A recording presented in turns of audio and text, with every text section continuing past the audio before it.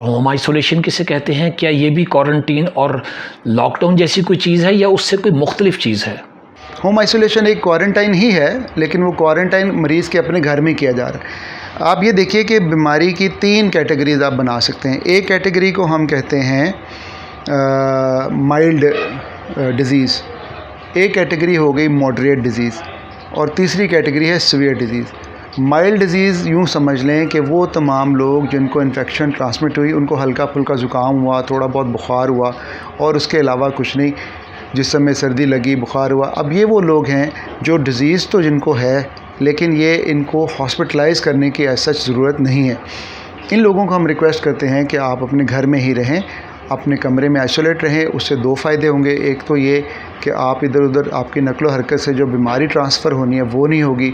दूसरा, हमें पता होगा कि हमारा ये वाला मरीज़ इस जगह मौजूद है और हम उसके ऊपर वक्तन फ़वक्तन चेक रख सकते हैं कि भी अब उसकी तबीयत कैसी है। जो मॉडरेट डिज़ीज़ है, जिसमें उसको थोड़ी बहुत सांस की तकलीफ़ हो, हल्की फुल्की ऑक्सीजन लगानी पड़े, हल्की फुल्की से मेरी मुराद है 2, 3, 4, 5 लीटर तक ऑक्सीजन लगानी पड़े, ये वाले पेशेंट जो हैं ये आम वार्ड में, कोरोना की वार्ड जिसे कहते हैं, उसमें मैनेज हो जाते हैं।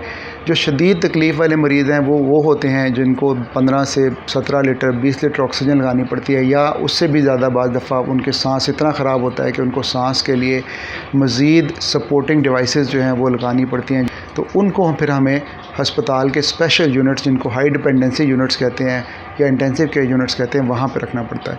तो जो माइल्ड कैटेगरी के लोग हैं, अगर वो भी अस्पताल आके दाखिल होना कोशिश करें या दाखिल हो जाएं, तो अस्पतालों पे लोड बहुत बढ़ जाता है। इसलिए फिर हम कहते हैं कि जो माइल्ड कैटेगरी है वो घर पे रहे, होम आइसोलेशन हो जाए, आइसोलेट कर ले अपने आप को, मतलब बाकियों से अलहदा कर लें।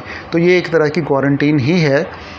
आइसोलेशन का लफ्ज़ हम इस्तेमाल करते हैं उस बंदे के लिए जिसको बीमारी होगी हो और फिर उसको आपने 13 से 14 दिन जो है वो बाकियों से अलहदा रखना होता है। अगर आपने अभी तक हमारे चैनल को सब्सक्राइब नहीं किया तो प्लीज़ सब्सक्राइब का बटन दबाने के साथ साथ बेल आइकॉन का बटन भी दबा दीजिएगा, ताकि हमारे आइंदा तमाम प्रोग्राम्स की अपलोड्स के बारे में इंटीमेशंस आपको फौरी पहुंच सकें। ज़िंदगी जैसे नायाब तोहफ़े की हिफाजत का अमल हर कोई अपने अंदाज से, अपनी मालूमात के मुताबिक और हासिल वसाइल के तनाजुर में जारी रखे हुए है।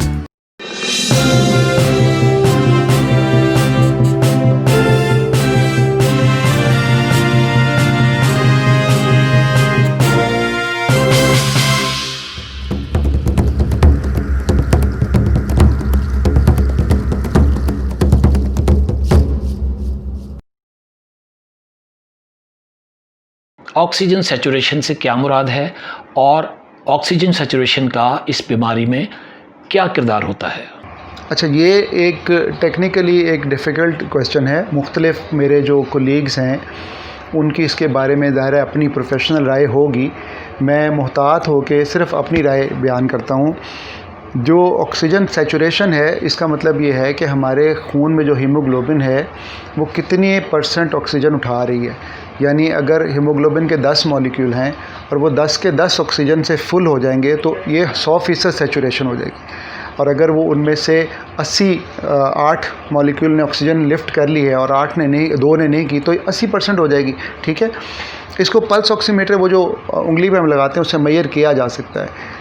आम तौर पे जो सेफ़ वैल्यू हैं वो 92% से अबव हैं। अगर 92% से अबव वैल्यू चल रही है तो आम तौर पे लोगों को ऑक्सीजन लगाने की ज़रूरत भी पेश नहीं आती। लेकिन अगर 90% से लेकर 92 तक आनी शुरू हो जाए तो इसका मतलब है कि अब उस मरीज़ के फेफड़ों के अंदर गुंजाइश कम होती जा रही है और अब उसको जल्द हस्पताल की ज़रूरत पड़ेगी। तो ऐसे मरीज़ जिनकी सैचुरेशन 90 से लेके 92 तक, 92 तक रहनी शुरू हो जाए, उनको चाहिए कि वो हस्पताल से रब्ता करें। और जिनको 90 से नीचे हो जाए उनको डेफ़िनेटली ऑक्सीजन लगानी चाहिए, और ऑक्सीजन उतनी ही लगानी चाहिए जिसमें फिर वही 92, 93 तक मेंटेन करना शुरू हो जाए। 100% को हासिल करने की ज़रूरत नहीं है। ये मेरा जो है वो अपना एक एनालिसिस है कि हम जो है उतनी ही ऑक्सीजन मरीज़ को लगाएं जिससे वो 92% से अबव मेंटेन करना शुरू हो जाए, ताकि ऑक्सीजन का अपना जो एक नुकसान है जिसे हम डिफ्यूज़ एल्वेओलर डैमेज कहते हैं वो ना मरीज़ को हो। तो ये वैसे एक मुश्किल टेक्निकल क्वेश्चन है, आप समरी या एहतियातन या आसानी के लिए ये समझ लें कि अगर 90 से नीचे रहनी शुरू हो जाए तो फिर तो ऑक्सीजन लगानी बहुत ज़रूरी है। व्यूअर्स, आपको एक बार फिर बताते चलें कि आज का प्रोग्राम ख़ुसूसी तौर पर इसलिए तैयार किया गया है कि कोरोना लॉकडाउन ख़त्म होने के बाद भी मीडिया में कोरोना के बारे में फैलाई गई गलत मालूमात की वजह से होने वाले नुकसानात से आप ख़ुद को और अपने प्यारों को, अपने माय डियर्स को महफूज रख सकें।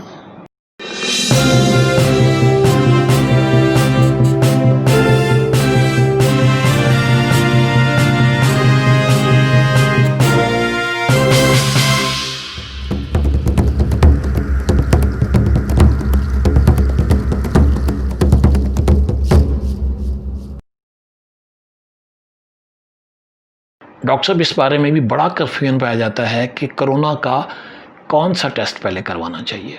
टेस्ट ज़रूर कराना चाहिए। अगर आप जो है टेस्ट नहीं कराएंगे और आपके अंदर वायरस है मिसाल के तौर पे, तो ना सिर्फ उससे ये होगा कि आप दूसरों को वायरस ट्रांसमिट करते रहेंगे क्योंकि आपने कराया नहीं, आपको पता ही नहीं चला, ना ही आपने इस बात को तस्लीम किया कि आपको कोरोना का इन्फेक्शन है, दूसरों को भी पता नहीं चलेगा।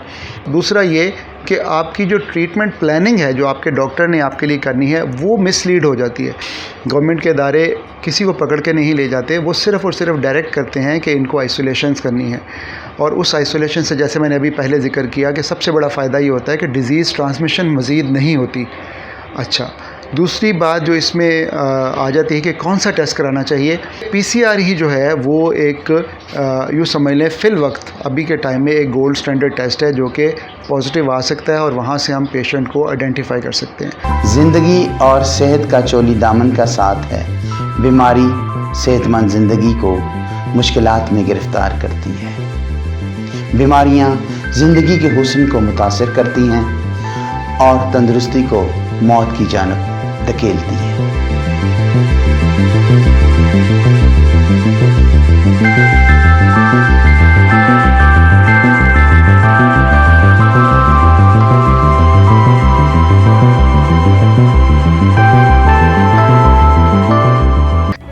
अगर आपने अभी तक हमारे चैनल को सब्सक्राइब नहीं किया तो प्लीज़ सब्सक्राइब का बटन दबाने के साथ साथ बेल आइकॉन का बटन भी दबा दीजिएगा ताकि हमारे आइंदा तमाम प्रोग्राम्स की अपलोड्स के बारे में इंटीमेशंस आपको फौरी पहुंच सकें।